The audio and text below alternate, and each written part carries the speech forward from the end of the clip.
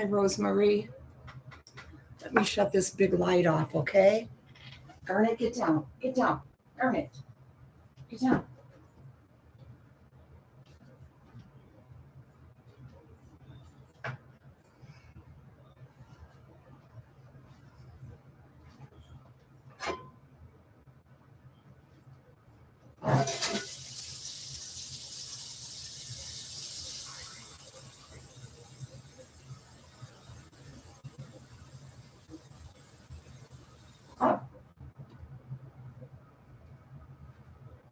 How are you guys?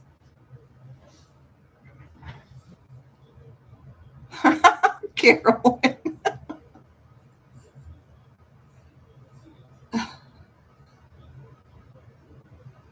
Lay down and listen, guys. Just enjoy. Carolyn, what you laughing about?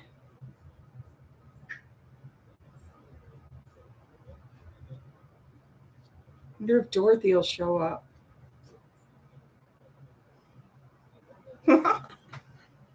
I just love rubbing salt in them wounds. You know what I'm saying, Robin? That's why I keep talking about those two videos. That one from yesterday has over 8,000 views now. Can you believe that? Hi, Mike. Salt and vinegar chips. All right. That'll be great for the story time, right? Just a fluke, you know, somehow it got on one of those algorithm things that they talk about. But hey, I'm not complaining. Lisa H. Help me round it, Deb on the move. Let me find some stories and we'll get started.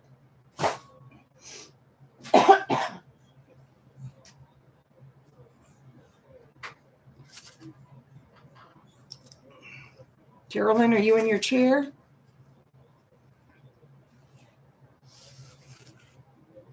Yes, Captain Lee fan, her ASMR videos. Yeah. They were acting nuts. OMG, right? Hi, Kevin. Do you know how long it's taking me to get this stupid flower done? I haven't made a flower in forever. I have all this stuff to make the poinsettia and I can't. I just, okay, I'm going to do this today and I never do it.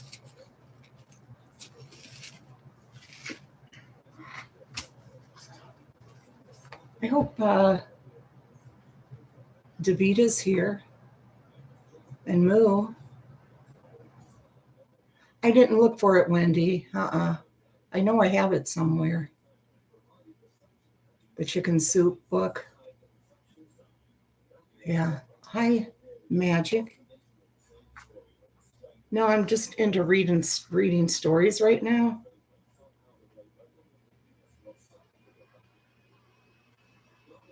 Caroline, are you still here?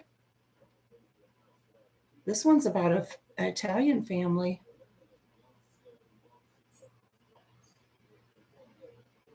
You were sleeping. It's so weird. I can never fall asleep with noise, but I can fall asleep listening now sometimes to Carolyn and to Dorothy. Carolyn, are you here? I want to read this Italian one.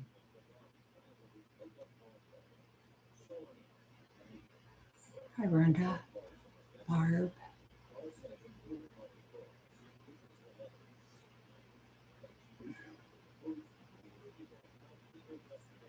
I'm glad you got some sleep, Kevin. I finally did too last night. Well, early this morning, I actually fell asleep, was out.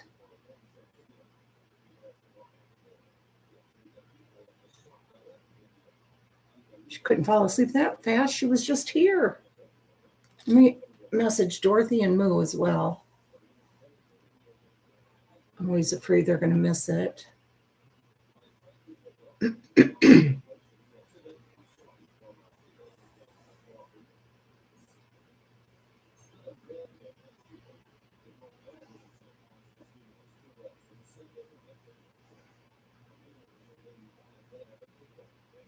I'm glad you guys enjoyed this. You're not just, right, Lisa?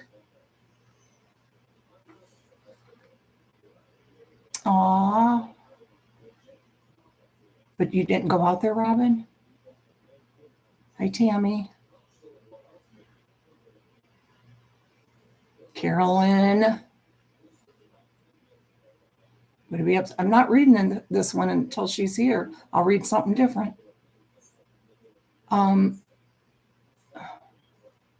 You didn't go though, Robin? Or did you go? Thank you, Barb. Well, that's nice though, Robin.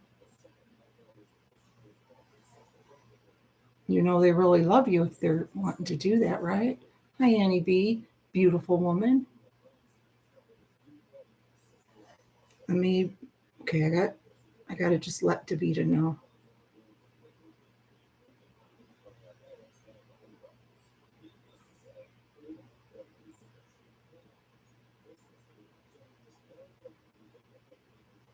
Hi, Mike again.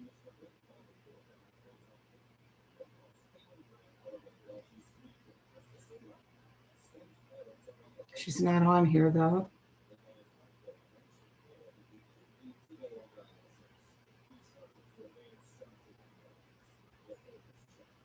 It's still early in California. It's Sunday night.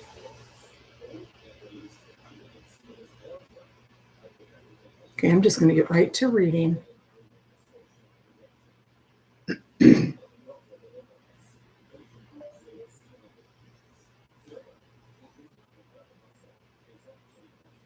But yeah, like I was saying about my viral videos, I love it that Nick and Charlotte, yeah, I know that's not her name, but I like calling her that. They've never had that now, have they? Make sure Carolyn sees my message on Messenger tomorrow. Deb, don't count on me to. I'm horrible to try to remember that stuff. Plus, we're leaving here in the morning to head down to get Dave's staples out. He's already in bed. Yes, Kevin, 8,000. Can you believe that? So that's why I keep talking about it. I wouldn't keep bringing it up, but not for them, you know. I loved it. Because she says, yeah, none of y'all can get views unless you got my name in your title. So, yeah, that's why I love it. Okay. And that's what I'm talking about.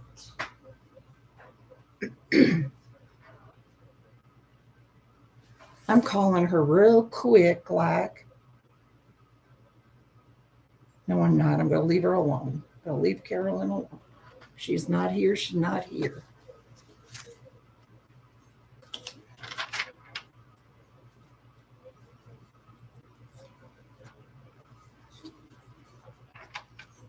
Have to remember that we have the Italian one.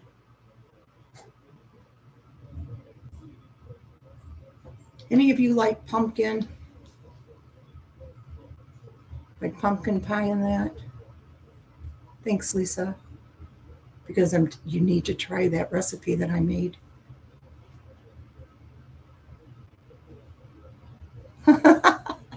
Thanks, Nightmare. Yeah, okay, you do? That recipe that I made, so good. Maybe I can put it, on my channel or something. And so easy. It's that pumpkin pecan crisp. Oh my gosh, guys. All it is your, 2 cans of the pumpkin, or one, you could cut it in half, just one for one person. 3 eggs, cup of sugar, nutmeg, cinnamon, maybe another spice or two, simple. And you just pour that in the bottom of a pan. And then on top, you layer two cups of pecans chopped. And then you take a yellow cake mix and you just sprinkle it all over the top. Wait, the cake mix first and then the pecans. Oh my gosh. And you put it in the oven at, what was it, 350 for like 50 minutes or so. It's so good. Ronnie kept the whole thing. I got one little taste of it.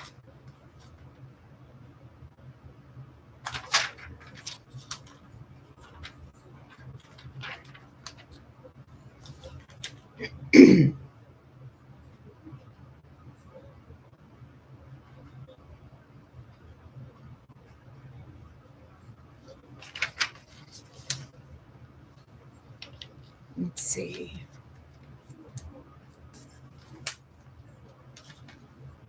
Yeah, lots of whipped cream. Yep.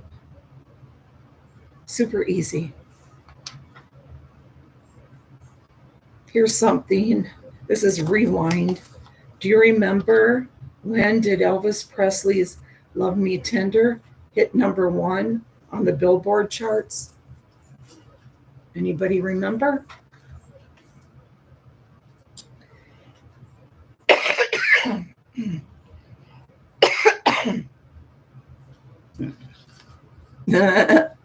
'68.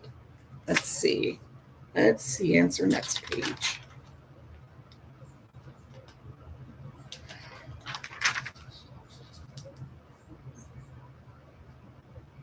Uh, 1956. November 3rd, 1956.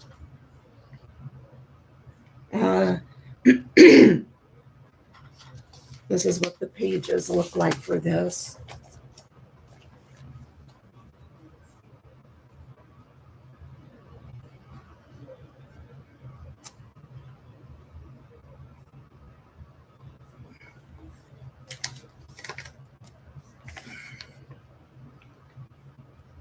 A famous quote, I stopped believing in Santa Claus when I was 6. Mother took me to see him in a department store and he asked for my autograph. Who do you think that could be? That is so cute too. I wonder if it's true. She was a child star.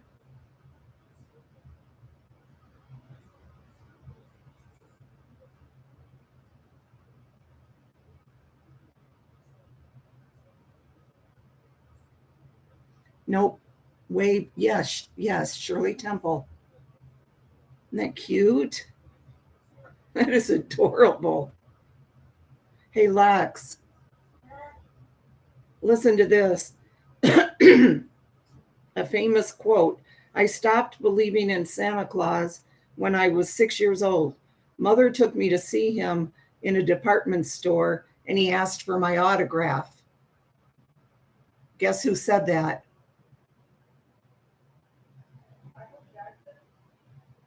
No, not Michael Jackson.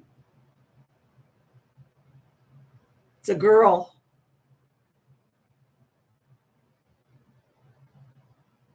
From back in the old days. And help me, Rhonda says hi.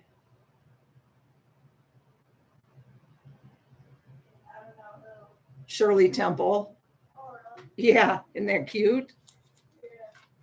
1960s Christmas holiday specials premiering on television. Rudolph the Red-Nosed Reindeer, 1964. A Charlie Brown Christmas, 65. How the Grinch Stole Christmas, 66. The Little Drummer Boy, 68. And Frosty the Snowman, 69. The Metro Daily News, their headline for December 16th, 1965, is astronauts Tom Stafford and Wally Schirra perform Jingle Bells while in space during the Gemini The sixth mission.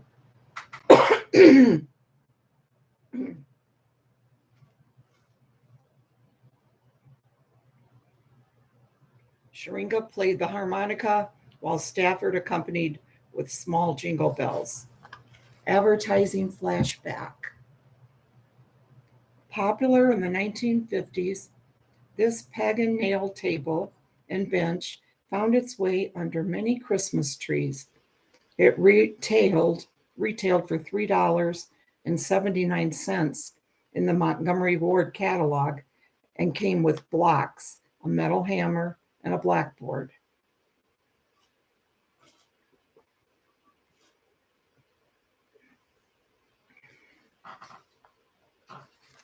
I showed you guys, but there's the picture of it. I showed it already, but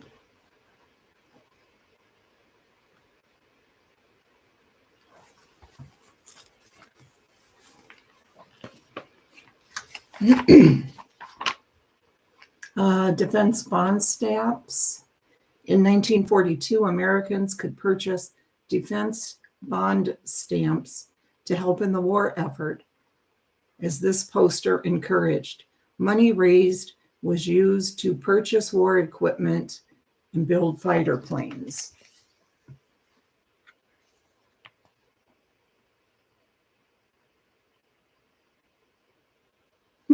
Dorothy.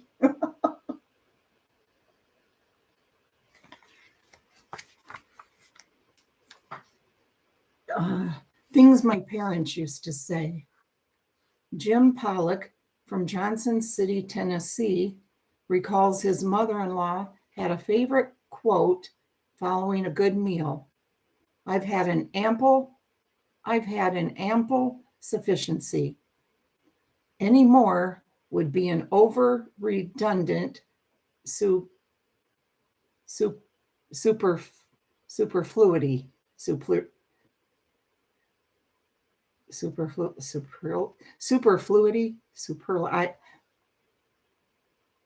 That is a mouthful. Cindy Clark sent us a few of her Papa's gems via email. Toots, a still tongue makes a wise head, and put your best foot forward and then step on it. Thanks, Jim and Cindy. And they want people to send in phrases that their parents used to say. In Antiques Corner, question: we bought a box of old Christmas ornaments at an estate sale. This small glass teapot is the most interesting. Can you tell us when and where it was made and the value? Oh, it's so pretty and delicate. Answer.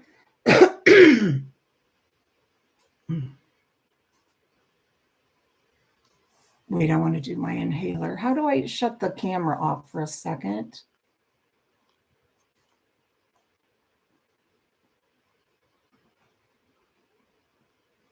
I know, I'll just move over here.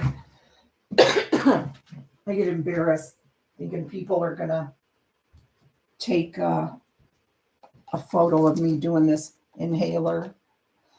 Excuse me.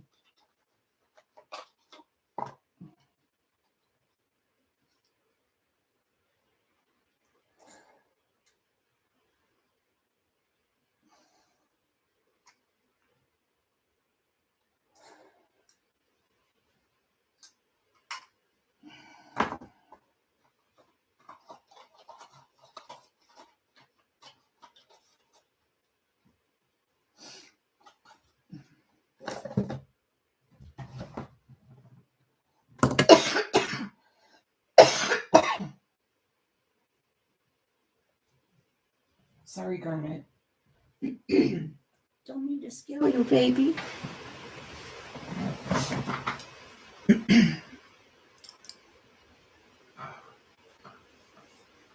Yeah, Rosie the Riveter. There is some. I've seen that before. Yep. Like one of those kind of short things. Yeah. I used to love those things too, watching those. I watch them on YouTube. And then they would do them on as reruns, on TV, I believe, when we were kids. Okay, about this Christmas ornament. I know Lisa H. is very interested in this. The glass Christmas tree ornaments originated in the town of Lasha, Germany. Allergies, guys. Good, Dorothy. Germany, where a factory began manufacturing glass toys in the early 1600s.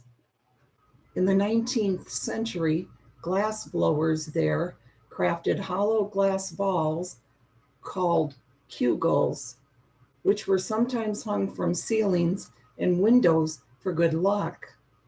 Soon, other shapes were made, including fruit and pine cones. These colorful decorations drew the attention of toy merchants in nearby Sonnenberg. The merchants took over the international marketing of glass decorations in the mid-1870s. American variety store magnate F.W. Woolworth Company was largely responsible for the rapid increase in sales of glass Christmas ornaments in the 1880s. Hundreds of shapes were made in the 20th century. This teapot was made in Germany in the 1920s or 30s and is valued at $20 to $40. Look how pretty this is.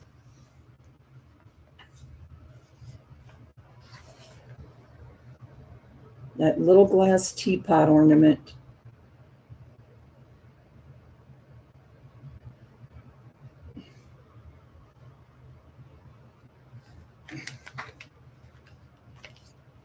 Not Kegels, Robin. Kugels. Okay, Annie.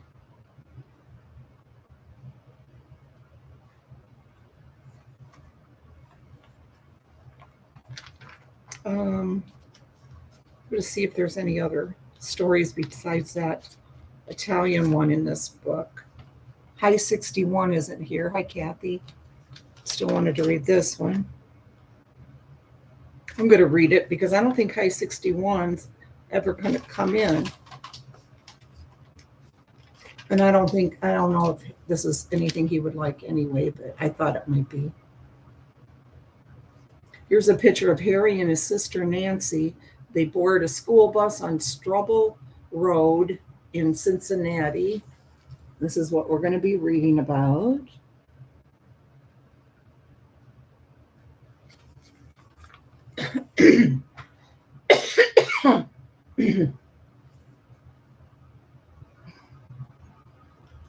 But this is by There Were War Reminders Everywhere He Turned by Harry Noble. Our family moved to Cincinnati in February 1941. Hi, Tracy. When I was just turning 4 years old. My sister had been born less than a month before we moved. We rented homes the first 2 years before buying 10 acres north of town in 1943. Dad had started work for Crosley Corporation, making radio sets for the Signal Corps, and Mom was a housewife. Van Zant Road, now Galbraith, just east of Hamilton Avenue, was the location of our first residence. Houses continued a few blocks more to the east, then it was country. We had one car, an Oldsmobile, which we kept for the duration of the war. Dad carpooled downtown. I don't remember much except home deliveries of milk, coal, and ice, probably bread too. Mom and Dad shot guns at paper targets for a hobby, mostly pistols, but some rifles too. Years later, Dad told me that they had been shooting on the Sunday morning when Pearl Harbor was attacked. I remembered nothing about the day of the attack. After a year, we moved to the Finneytown area, just east of North Bend and Winton Roads. There was a farmhouse between us and the corner, and we had 2 acres for a victory garden. I got my first inkling that something out of the ordinary was happening when 3 young ladies stayed with us for a week or so. They worked somewhere in the Cincinnati area. One had a pin whose catch had broken. She gave it to me. It's a red plastic replica of an airplane with a white bomb attached by a chain. The bomb reads, "Remember Pearl Harbor." I remember blackout practice for air raids. Mom would turn out all the lights, and we would sit quietly in the house until a warden came by with an all clear. Dad took train trips for business. We would drive down Winton Road along the trolley tracks at Spring Grove Cemetery to the Winton Place train station. After parking in the small lot, we would stand on the low platforms and wait for his train's scheduled arrival. Meanwhile, dark green troop trains trundled by. Their steam locomotive. Yes. Yes, it is. It is red on my head. Okay, Robin, have a good rest.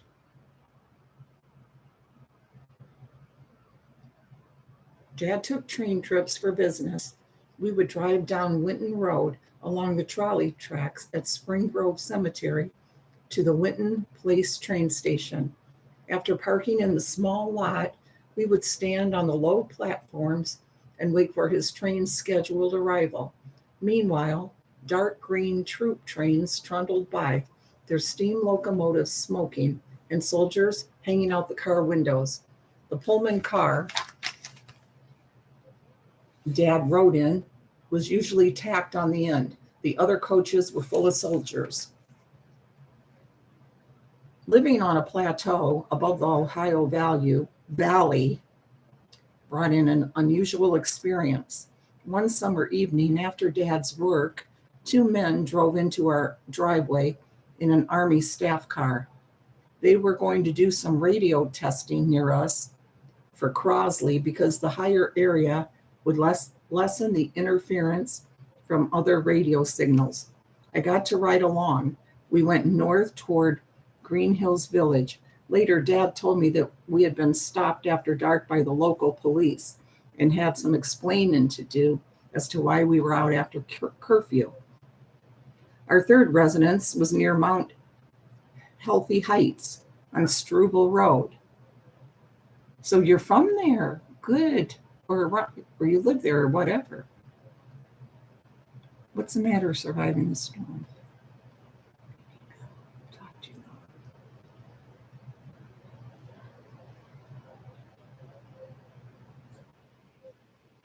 you. Dorothy, and I was going to ask you if you would ever consider coming up sometime and telling us about your memories of living in an orphanage. People have such interesting stories, and I just love to hear them. Or anybody else sometime, maybe that's had an interesting childhood. If you would ever want to come up on a StreamYards and share it with us. I just love that kind of stuff. That's why I have a bookcase in there filled with memoirs.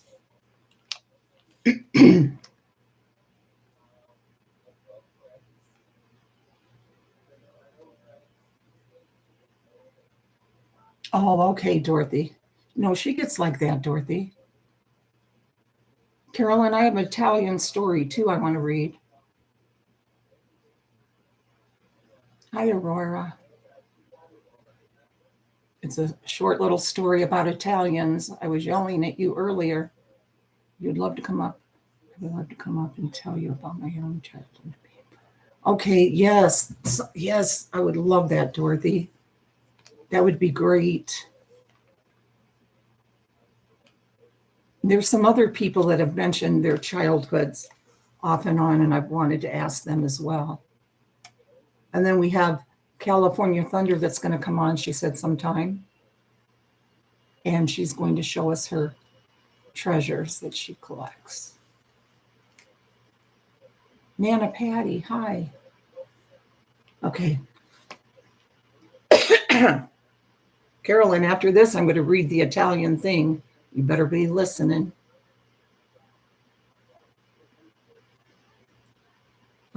Let's see. Our third residence was near Mount Healthy Heights on Struble Road. It was 10 acres of woods with a large garden and orchard that backed up to Lake Gloria off Pippin Road. A 2-room building down Pippin Road was my assigned school, but I would have had to walk a block to catch the school bus. So my parents decided to send me to Coleraine Township School, whose bus passed our driveway. Mom and Dad continued shooting practice behind a hospital at Galbraith and Reading Roads with a group called the Indian Hill Rangers. Dad reloaded his ammunition using molded lead bullets and bullseye pistol powder. Dad's business trips usually meant a trip down Coleraine Avenue to the downtown Art Deco style Union Terminal Railroad Station. The big half-dome ticket room with its tile mosaics was awesome, and the concourse where people waited for trains seemed to go on and on forever. Military uniforms were everywhere whenever we were there, but what I liked best was visiting the lighted water display fountain outside before our return home. Once, my grandmother took my sister and me downtown on a streetcar. The route included going down the Mount Adams incline. What a sight. Another time, I remember walking in Fountain Square and seeing a big, to me, ship passing by on the Ohio River. Years later, I found a picture of it in a publication about the World War II era in Cincinnati. The photo was a mock-up used to promote the sale of war bonds. Why did I think High 61 would like this so much? Mom used ration stamps to purchase groceries. Keeping a garden, honeybees, and chickens helped, but red and blue tokens were needed to get beef, butter, and cheese at a meat market on Coleraine Avenue near Blue Rock Road. There was a grass airstrip near there along the road leading to my school. The speed limit for cars was 35 miles per hour to help save rationed gasoline and wear and tear on rubber tires, since buying new ones was almost impossible at that time. Metal toys were hard to come by, as were molded rubber autos. I thought this was about models. That's what it was. But cardboard sets and wooden toys were plentiful. I loved to assemble those cardboard sets, which wore out quickly. My solid wood toys have lasted to this day. I remember visiting the Five and Dime store in Mount Healthy and seeing blue, silver, and gold stars on little pieces of red, white, or blue cloth in the store. Mom told me that a blue star was placed on the window of a home to show that a son was in the military and serving his country. A silver star meant the serviceman had been wounded. A gold star signified a family who had lost their loved one in action. I remember seeing stuff like that in windows and always being curious. Obviously, it wasn't back in the 40s, but anybody remember seeing that? We've had a lot of that over around here when I was a kid. They'd have those hanging up in their windows with crosses and stuff.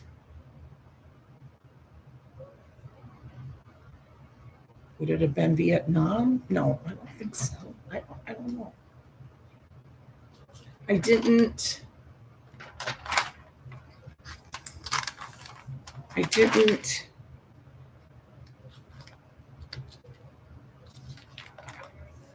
really understand death at the time, nor why a 10-cent item cost 11 cents due to the added penny sales tax.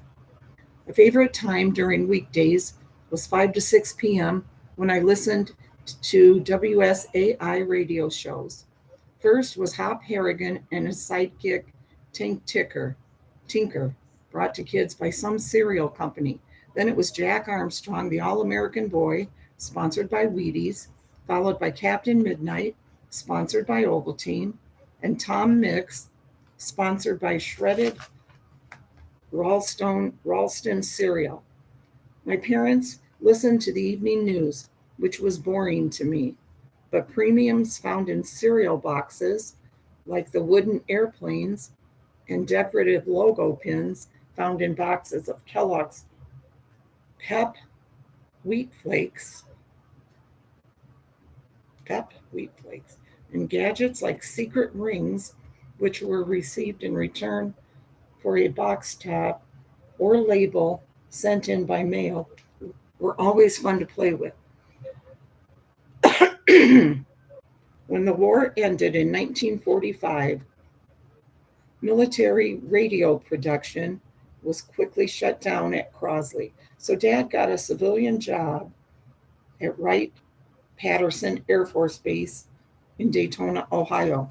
He commuted to Dayton on Sunday nights and returned home each Friday evening until a closer residence could be found. On Thanksgiving weekend in 1946, our family moved out of the Cincinnati area, but we never forgot our wartime experience there. A heart made wise. Lisa H. Yeah, my mom and dad did too. You know, you can get the old radio programs on Sirius Radio. Bonnie listens to that actually. She and Jack like it. They like listening to the old radio programs.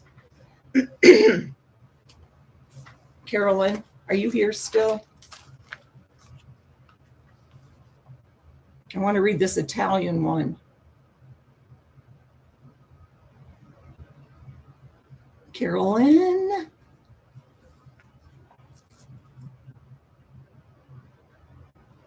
Do you, Lisa?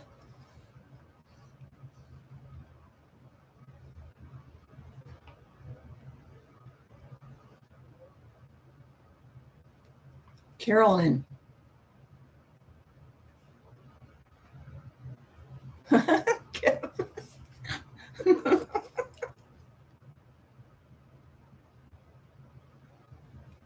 Carolyn.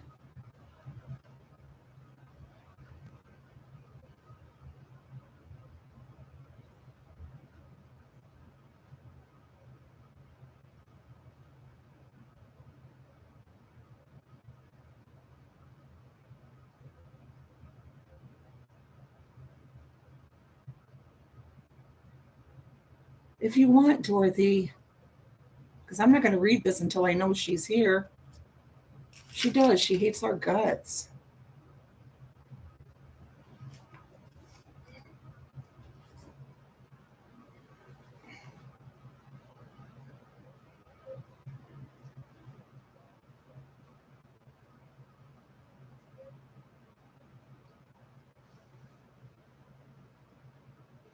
Well, we'll read this one called Just Peanuts until she gets here.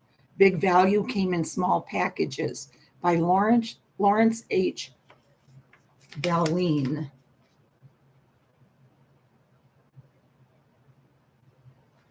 No, do you think she's too good to come over here? Well, she came over and said hi, and then she left. I can come up and tell my story of being a gang member. That would be cool, Kevin. You weren't, though, I know that. showing a bag of peanuts. She might be. Just kidding, just kidding, just kidding. Okay, we are going to do that, though. Dorothy, you're going to have to let me know sometime because my schedule's pretty much open. But you have little Jerry. You got to go by his schedule. I want to hear it. I love stories like that.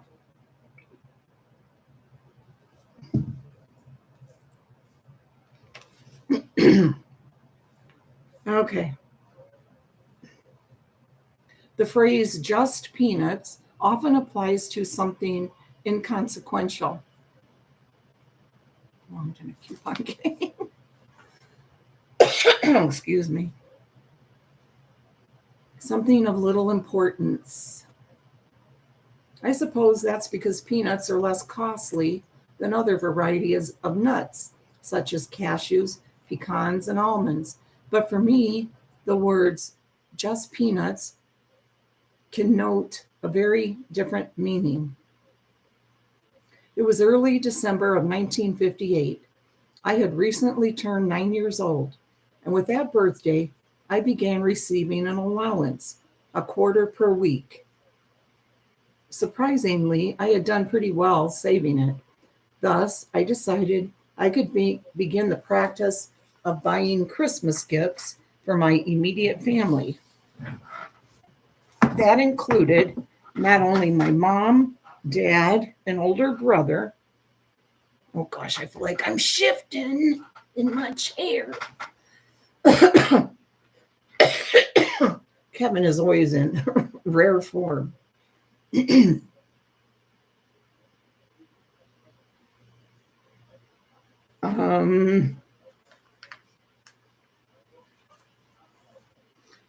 Thus, I decided I could begin the practice of buying Christmas gifts for my immediate family. That included not only my mom, dad, and older brother, but also my maternal grandparents who lived with us in rural Kewaunee County, Wisconsin. I hate how my voice sounds like this whenever I'm reading. I retrieved the small wooden box that I kept in the bottom drawer of my dresser where I had been storing my cash. Upon counting my savings, I discovered I had accumulated a little less than $7.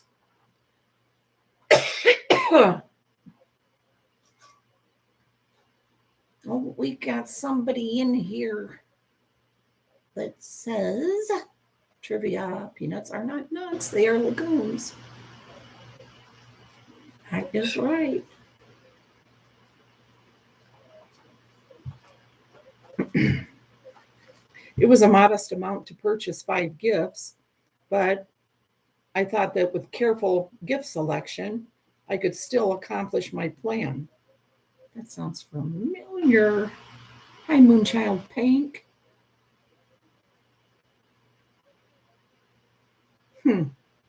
Somebody over in that channel, she'll get an idea. She'll figure we can purchase 5 gifts with $7.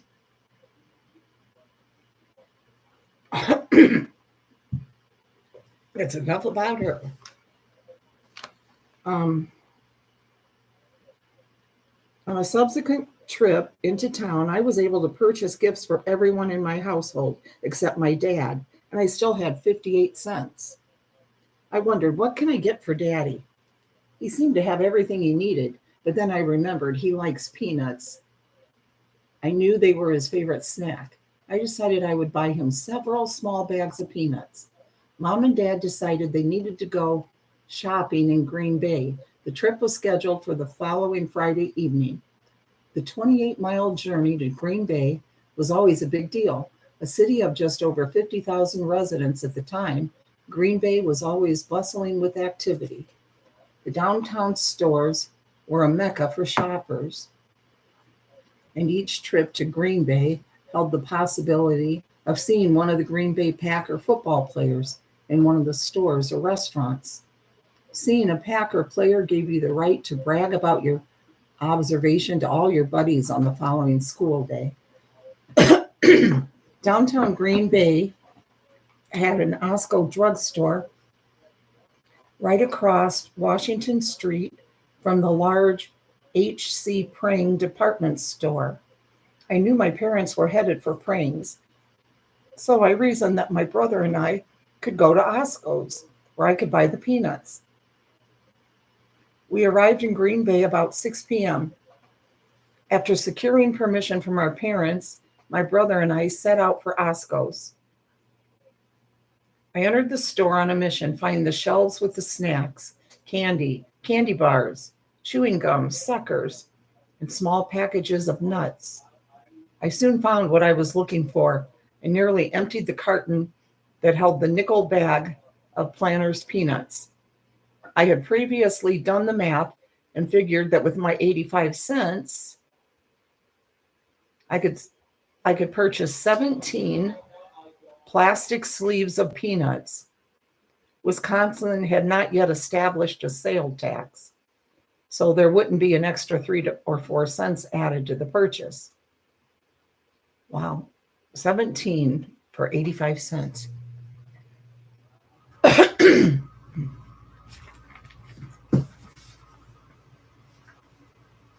As I unloaded my armload of peanuts on the counter, the sales clerk smiled. Then she counted the bags, punched in 17 times 5 cents on her cash register, and said, "That will be 85 cents, young man." I dug into my pocket, pulled out my change, and paid for my purchase. Then I rejoined my brother at the store's front door, and together we set out to meet up with our parents. I recall temporarily hiding the peanuts in my sock drawer. As Christmas drew nearer, I found an appropriate box, filled it with the bags of peanuts, covered it with wrapping paper, and placed it under our flocked Christmas tree. Flocked. Christmas Eve occurred a few days later. After returning home from our Christmas Eve worship service, we gathered in our living room to open the gifts that had been placed under the tree during the previous few days. Soon, it was time for Daddy to open the box I had given him. When I handed him his gift, he shook it, but he admitted he had no idea what it contained. He slowly unwrapped it. Then he pulled back the tissue paper to expose the 17 small bags of his favorite snack. I'll never forget his smile as he looked at the contents of the box. I said, "They're just peanuts." Nevertheless, he appeared to be gazing at something far more valuable than peanuts. Over 60 Christmases have come and gone. I have no recollection what I received as Christmas gifts that year, but I still recall my father's joy as he opened the box and discovered its contents. And that became my lasting gift.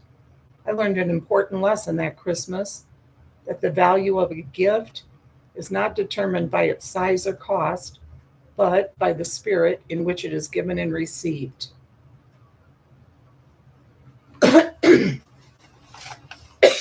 Excuse me.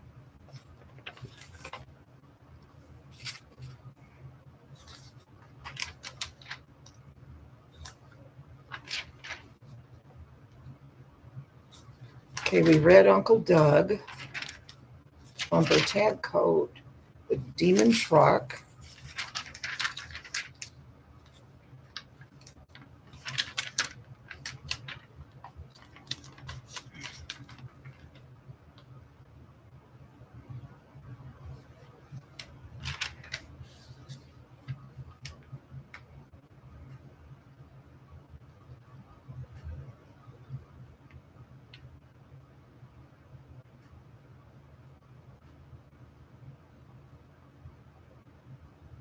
okay, we read this one, a 10-cent treasure.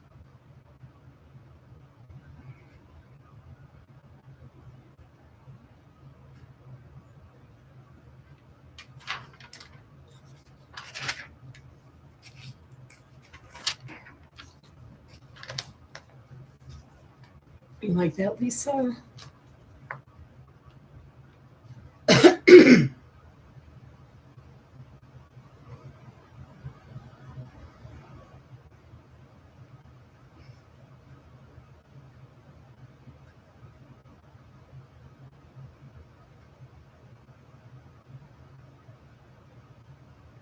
Let's see.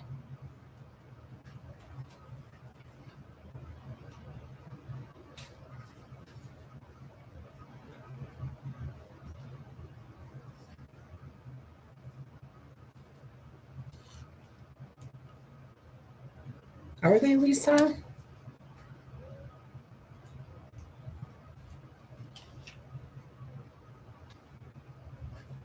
We don't have any here.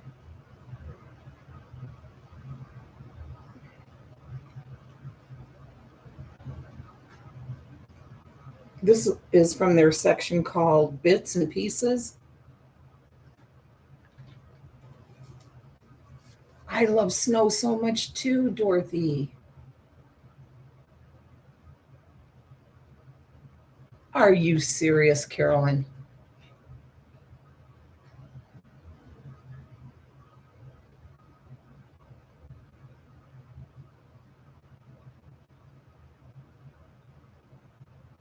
That's ridiculous. Like, how convenient. He suddenly had some attack. Give me a break, you big liar.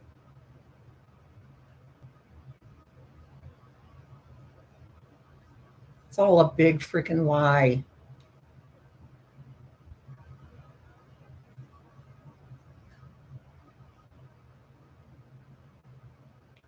Is that on our video tonight? I haven't watched it yet.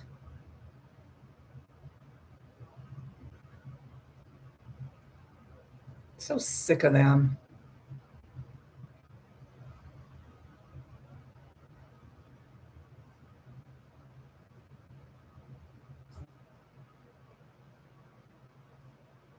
I don't give any crap about Jax. That's right, Dorothy.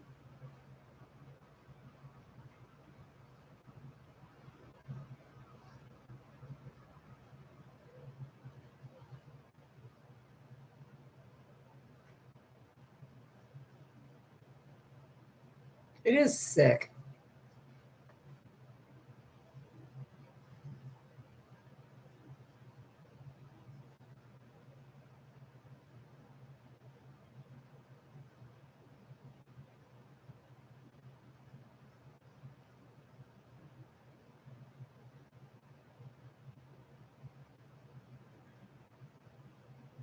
Where are the? How do I do it, Carolyn? I tried to do it before you went live.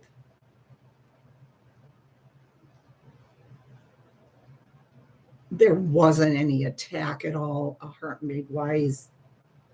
If there was, he did it to himself. I don't mean to sound rude to you.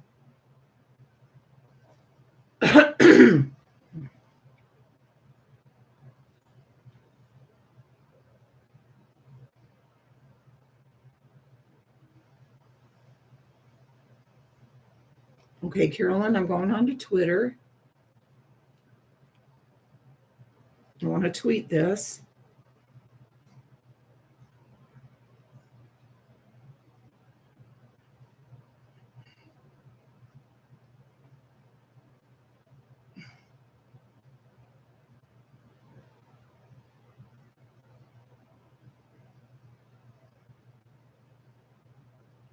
I just do this writing thing and just put to Team YouTube.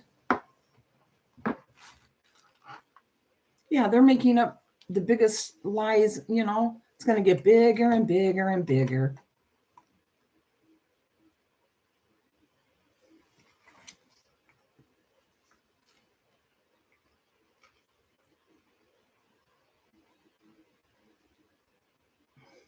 Yes, everything Carolyn has said, they're twisting it to their benefit.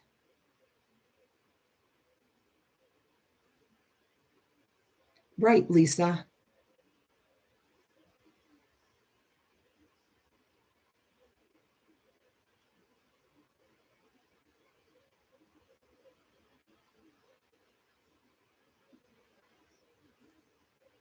You people are disgusting. Do I put a hashtag or anything?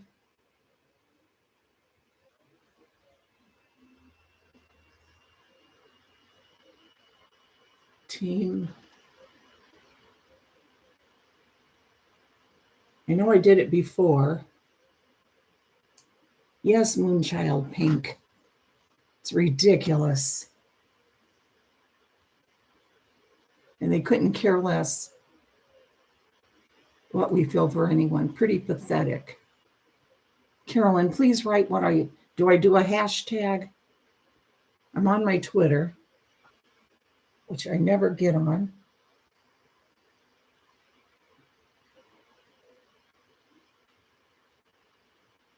And I just go to Team YouTube, hashtag or hash.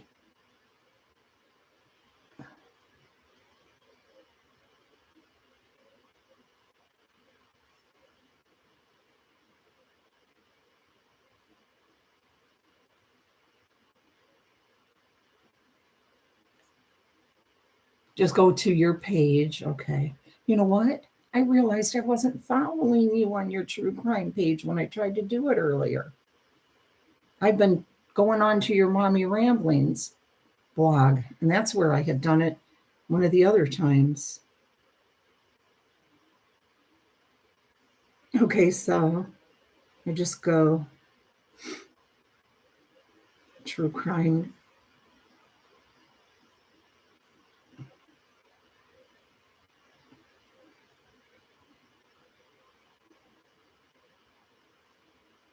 Okay, I found it.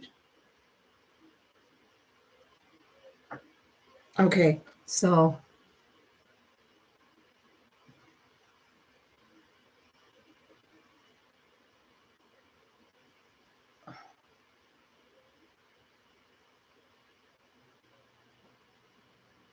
why is it all so old?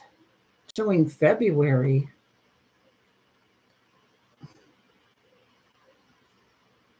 That's why I hate Twitter. Totally hate it.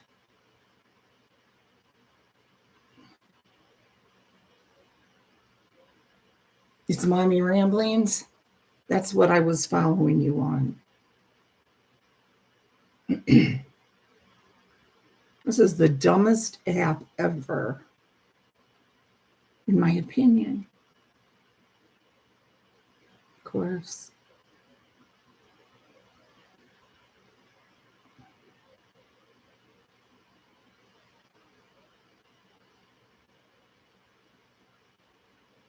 Okay, Brian Landry's parents.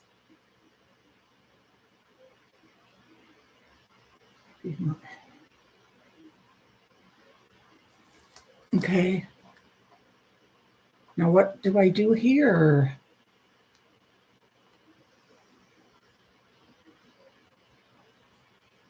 It's showing your last one was Brian Laundrie's parents. Do I go to your tweets and replies? Okay, I got it. Carolyn. Tweets and replies.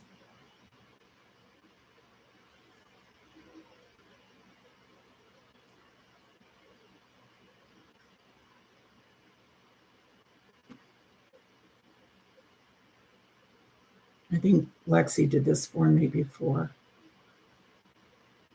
Retweet.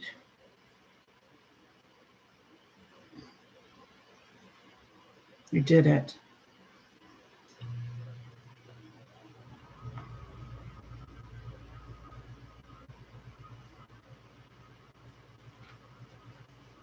Hi, Davida. There you are. So any of you that don't know how to do it,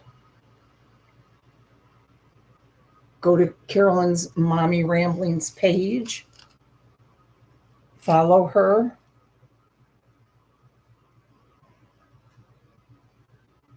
And do the retweet on that post,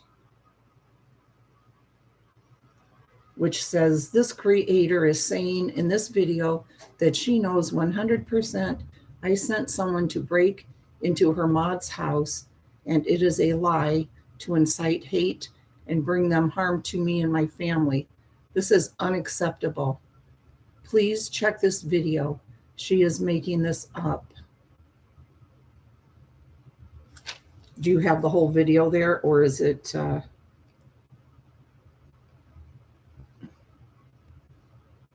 or is it just that part? You got the whole thing. Cool.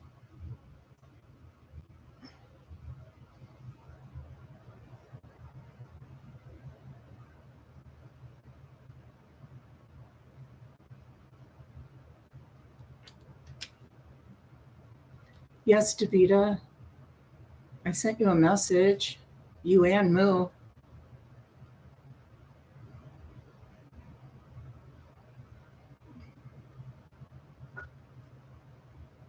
Okay,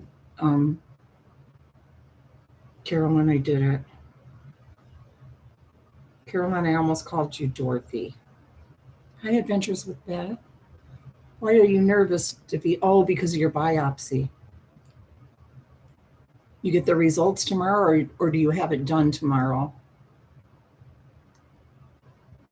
And Davita, is it on your...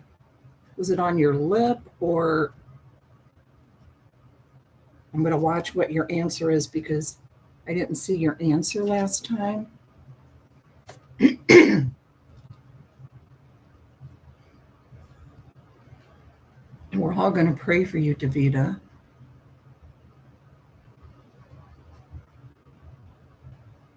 You have it done tomorrow. Isn't it on your mouth or in your mouth? Do I remember that right?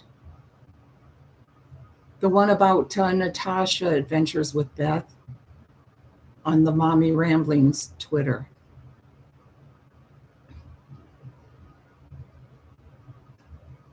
Yeah, now supposedly somebody's broke into Jack's house. How convenient, isn't it?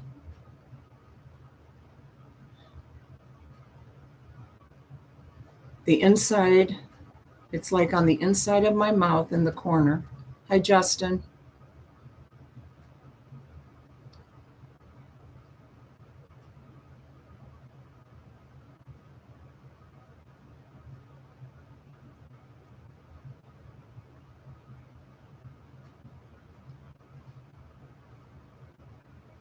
Yes, we're just going to continue.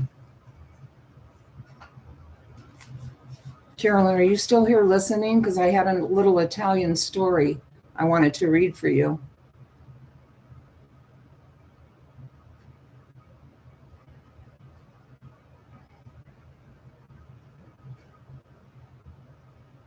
What do you mean?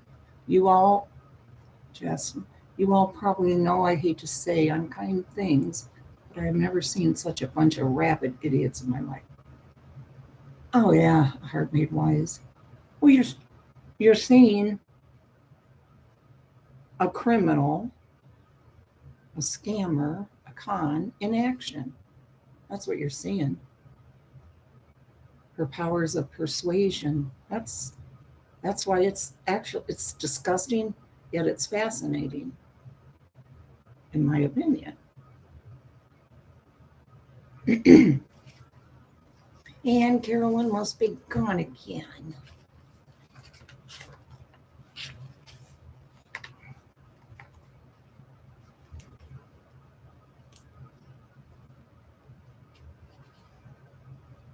Yeah, Heart Made Wise, and yeah, they turn it right around onto Carolyn and all of us. But they took that from Carolyn because she's been saying that. And you know, Natasha loves to copy off of Carolyn. Whatever Carolyn does, that's what she does.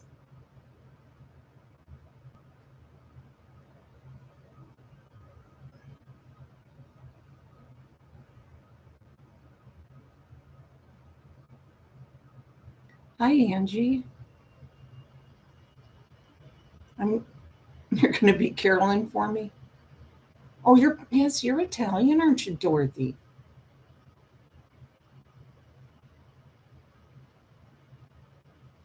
Okay, Bits and Pieces. We're going to read from their Bits and Pieces corner.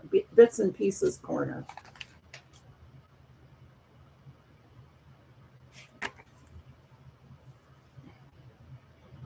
Really, Kevin?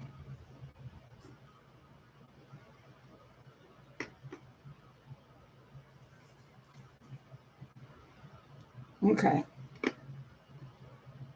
This one is by Kay Ladwig.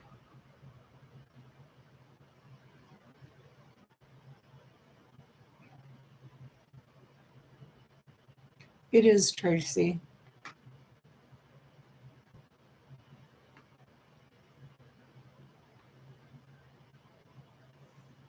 Bonus cookies. Each December, the paper mill in Tomahawk, Wisconsin, gave their employees a Christmas bonus check. World War II was raging, and our family, like many, was feeling a financial pinch.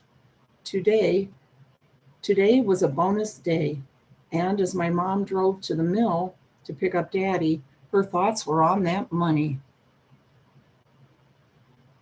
You found it adventurous? Oh, Beth, okay, good. Thank you, Tracy.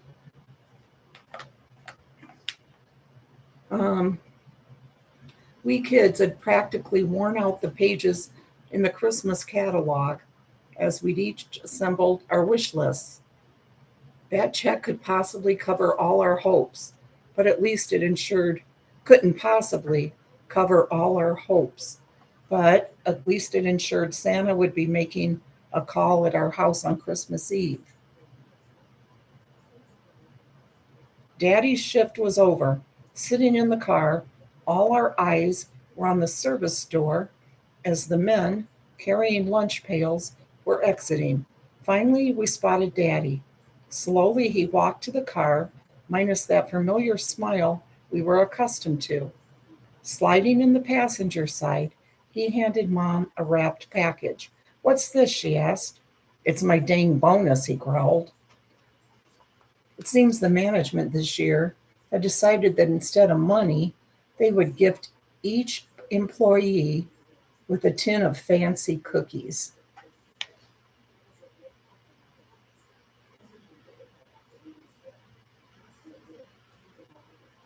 Oh, Carolyn, you're just freaking ridiculous. But you do what you need to do. We're behind you all the way, whatever you need to do. I think most of it's BS, but I totally get it because you have that weird Charlotte living in the same city or borough, I guess, as your daughter. So, yeah.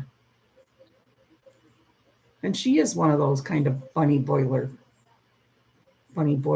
I think. Hi, Geraldine.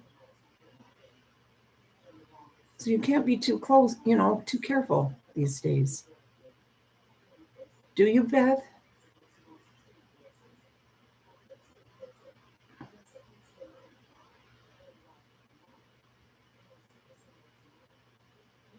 Latin Kings, they're in California, aren't they? But they have them all over, I guess.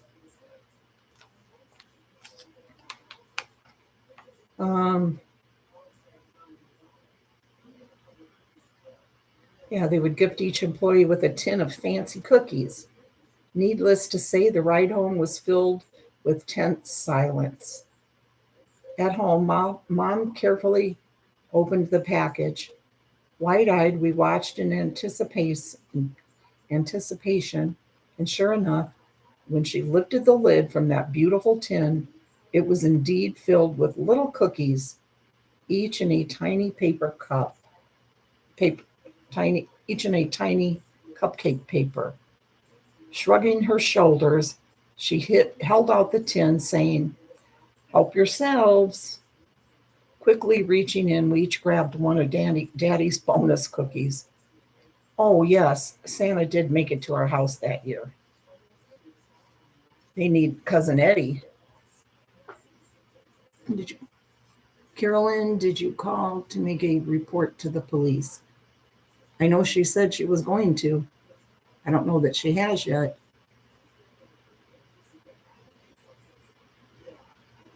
Just call the non-emergency number.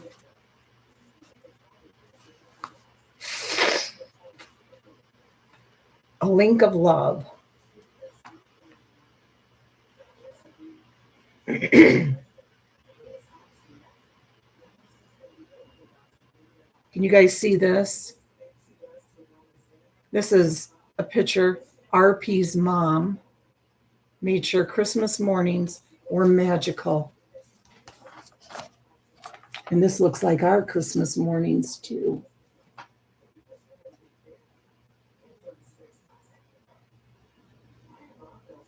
And that's how I would make them for my kids.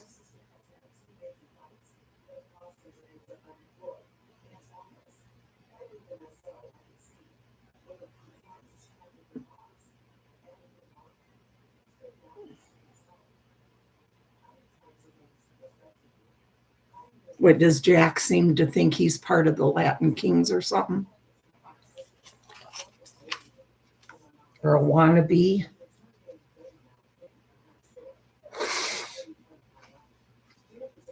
Christmas and Mom are forever inextricably linked in my mind.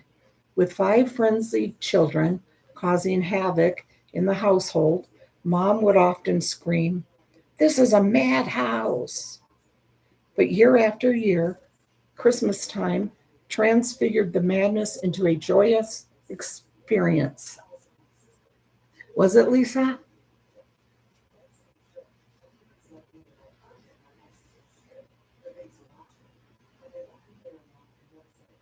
How wonderful to receive the exact presents I wished for, forgetting of course, that I had written out a list for Mom.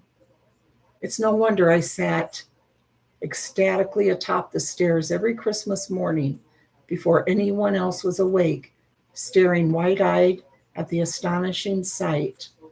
A score or so of presents that had appeared like magic, the towering Christmas tree with silver tinfoil-like stripes, the fake snow from a can we had sprayed on the windows, the string of brightly colored lights that had taken Mom hours to untangle, the indestructible Lionel train set, the stockings that bulged with the essentials, socks, underwear, t-shirts, but never the coal that Mom threatened us with every year, and the colored light wheel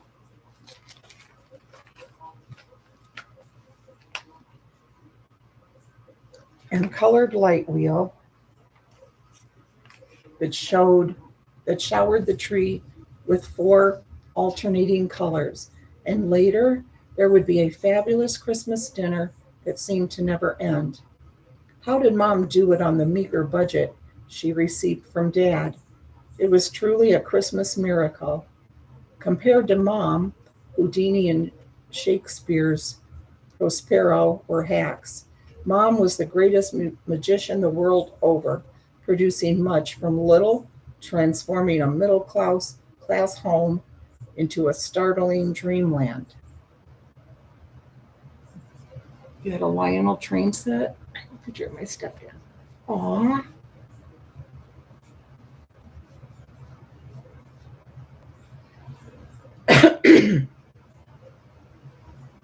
I knew I would miss my mother after she passed on. I just didn't realize it would be this much. Much of what I know is directly from her. So much of Mom is in me that we're inseparable. The mother woven in the child is like the thread in the shawl. I required Mom's traits. They're in my bones. I didn't lose her. She lives in me. Oh, wasn't that pretty? The mother woven in the child is like the thread in the shawl.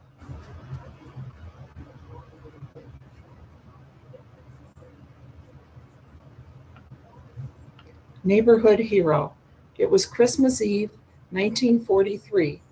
After church, thick tulle fog, like soft whipped cream, hung on the ground, obscuring everything in the Citrus Grove country 20 miles east of Los Angeles, California. That's DeVita's hood. Well, not really, but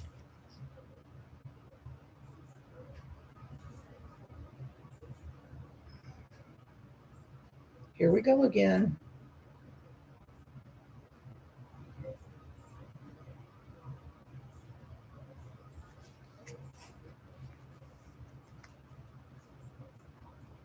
Something white just came down again.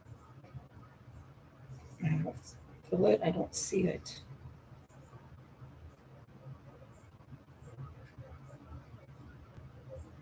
I did. No, that's. Dad said, hold hands until we find the car because the fog was so dense we couldn't see cars until we bumped into them. But none of the other cars moved until Dad took the lead and said, we're going home. He always parked with the front tires close to the edge of the parking lot, so our car rolled down onto the street. Sis and I watched through the back window as the glare from other cars' lights bounced down, then up behind us. Everyone followed us on a narrow road with deep irrigation ditches on both sides. For a dangerous 5 miles, Dad steered with his right hand, held the door open with his left, and walked on the white line. Whenever the white line ended, he stopped the car. Somehow he found and then climbed splintery wooden street sign poles. He yelled the name of the side of the street to the other drivers. We told him if a car's lights turned. Then we were alone on our street. Eventually he said, our driveway should be up out here. He got out, and then we heard a very loud clunk. Dad swore. Mom asked, Ray, what happened? I walked into our mailbox. We cheered. We were home. That Christmas Eve, our phone rang. It's 3 rings, almost 20 times. By the 5th phone call, our party line members were listening as every family called to thank Dad for helping them get home safely. Dad looked embarrassed when Mom, with a sweet look on her face, said, your father is a neighborhood Christmas hero.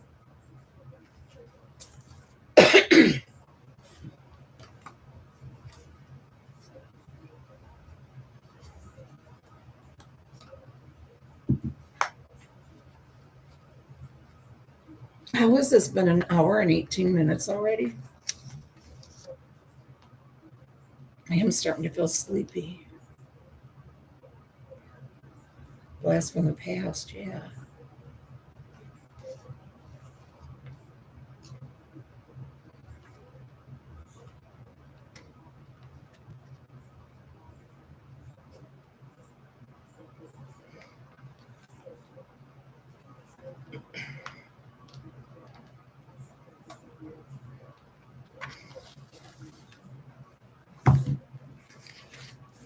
But I have to get up so early. I don't really want to go to sleep. But I probably will.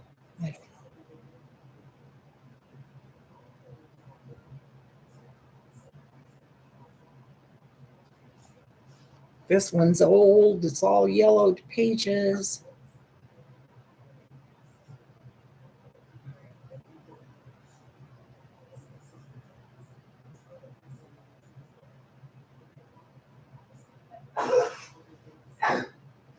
Bless you.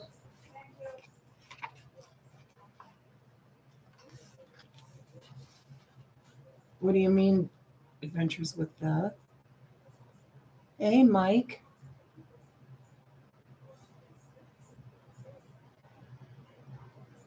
Lisa said, bless you. Adventures with Beth said, bless you. Tracy Kloss said, bless you. You're getting a lot of bless yous, Lex. She goes, huh? You didn't hear that when you sneezed? Lexi. Lisa H said, bless you. Adventures with Beth said, bless you. Tracy Kloss said, bless you. Thank you, guys.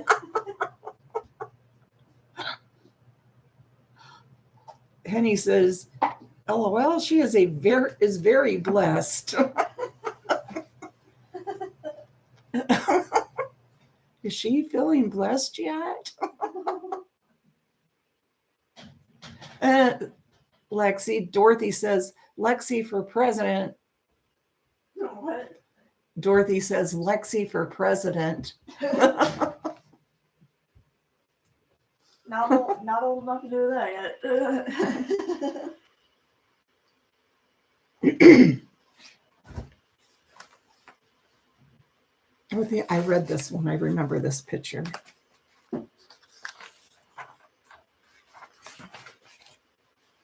Mike says, bless you, Lexi. Thank you, Mike. Tracy says, heck yeah, we all need a Lexi.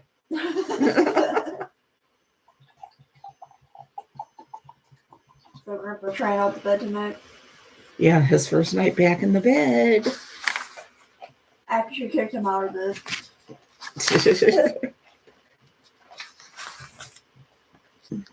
Let's see.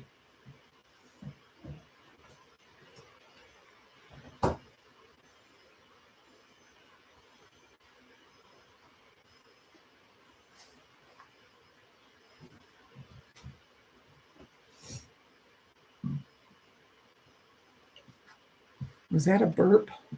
Yeah. Excuse me. Don't forget to take it to my mom when next time you go there. Okay.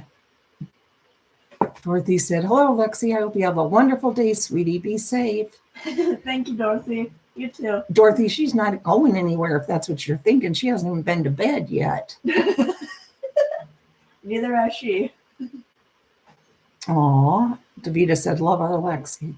Oh. She does go Tuesday morning. Yep, at 9 a.m. Aunt Bonnie's picking her up and she's going there to the office to do some filing. It's only a temporary job, but Lexi absolutely loves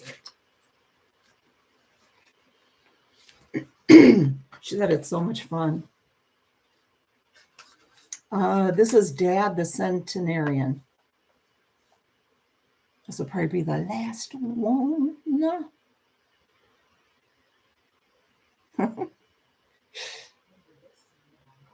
It was December 11th, 1997, when my father, Fred Vincent Jewell, found himself the center of attention. The occasion was his 100th birthday. It was an occasion for reflecting, for telling tales of years gone by. At 100 years old, he wasn't even wrinkled. His nearly black hair hadn't begun to gray until he was past 80. Constant reading had kept his mind alert. Dad's ancestors migrated from New York to Wexford County, Michigan. Some traveled to Traverse City by boat and others by land prior to a completed road north of Grand Rapids.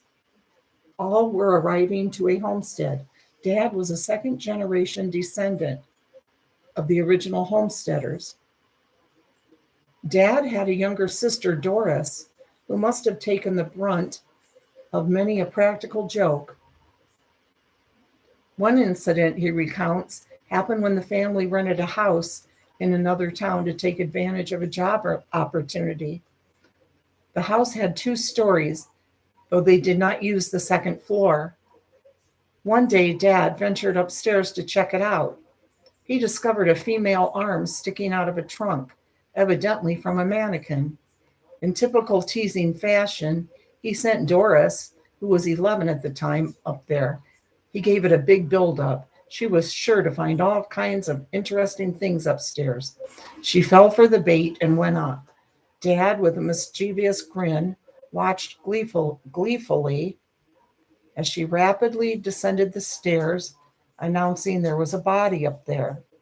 My existence is testimony to the fact that Dad married and had a family, but not until his mid-30s. At the time of my birth in 1931, Dad was a rural mail carrier. He wanted to be reliable in his mail delivery, so in winter, he modified his Model T Ford with a ski apparatus on the front. and caterpillar type belts on the back. Oh wow, and they have a picture of it here too. It's kind of hard to see, but the mail went through in spite of unrelenting Michigan winters. Radio was young in those days. Dad's first radio evolved from a kit he assembled in a cigar box. He was surprised at how much he could bring in on that little crystal set, even in that remote area. Eventually, the family splurged on a table model Philco radio. Weekly, the six of us gathered around it to listen to Fibber, McGee, and Molly. Dad led us all in hilarious uproar when McGee's infamous closet dumped its contents when he opened the door. Every evening, while Mother got dinner on the table, with her young helpers assisting, Dad was glued to the evening news. On Sunday, December 7th, 1941, Dad gathered us all around and announced, "Our country is now at war." I had never seen him so somber. The following morning, we three girls boarded the school bus with no small amount of apprehension. I had trouble concentrating, as did the other students. In our 10-year-old minds, we expected to be bombed before the day was over, even though we were a considerable distance from either coast. In the late 1940s, the family moved to the West, where children married and families became somewhat scattered. Up until he was 90, Dad drove 500 miles from Northern California to visit me in Southern California. Dad has always had a good relationship with his four children, all now in their 60s. This is obviously an older magazine. While the four of us are alike in many ways, we are also quite different. But we all agree that Dad is a fun and interesting person whose company we enjoy. In analyzing Dad's popularity, I believe it's his acceptance of each one for who he or she is. He does not endeavor to persuade any of us to change our ways, not to think or do as he does. I think there is something in this we can all learn from. Relationships are treasures to be protected. Dad seems to have mastered the art. I think he'd still be alive. He was 100 in 1997.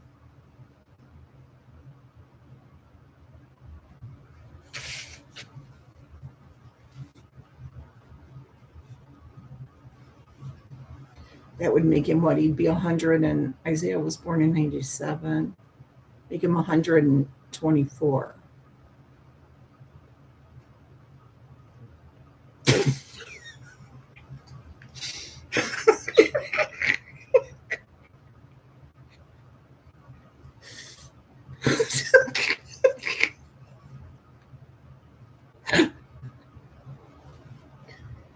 You never know.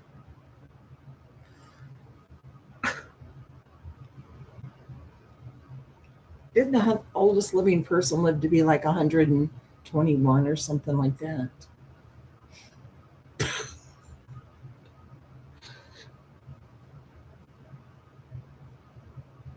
Your mom's not that old, heart-made wise.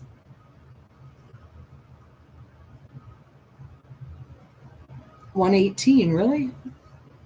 That's fine. Him and I know we're my children.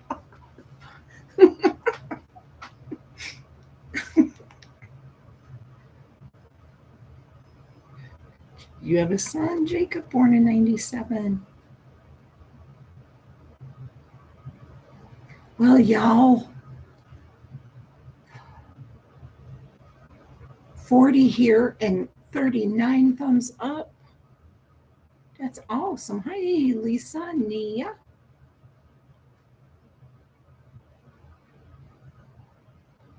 You're welcome, Lisa H.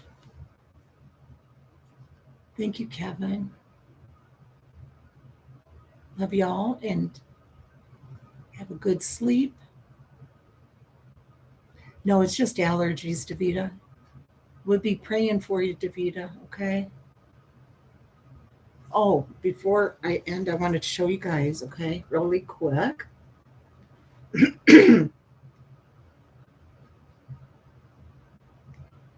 Chris.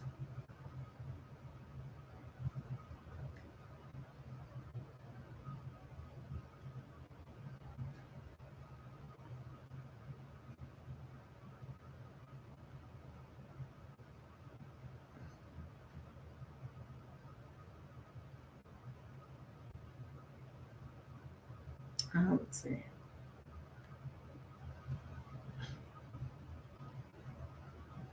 She just said, oh, okay. Just, yeah, last night she says, Chris was intubated on Friday morning and he started dialysis today, which seems to be temporary to help his kidneys function better with all the meds he's been on.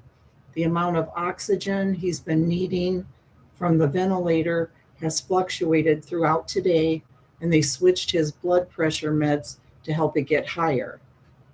My cousin reminded me of this text he sent me 2 days after he was diagnosed with leukemia. If you know him well, then you know the other ways he listed aren't too far of a stretch, lol. It made me laugh, so thought I'd share it. However, when he does wake up, I fully plan to delete this because he can't know I called him funny. I don't know. This is funny. This is what, can you guys read this? I'm not giving away any last names or anything. Wait, let me.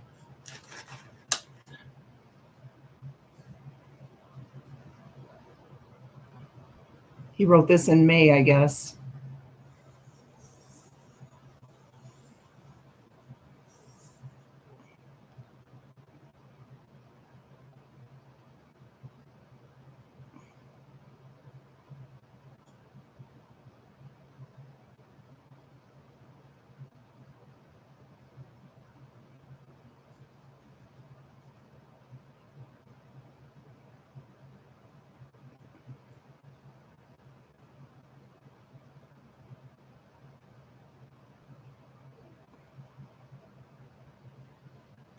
Isn't that funny though? I love that.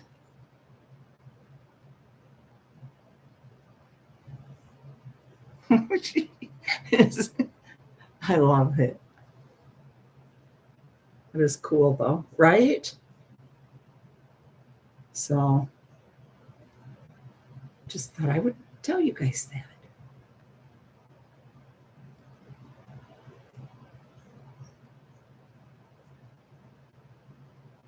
Okay, y'all. Thank you so much. Go get some rest, guys. Or if you're just starting your day, have a wonderful day. Davita, prayers. It's going to be good. It's going to be good. Yeah, good morning and good night. Bye, Kathy.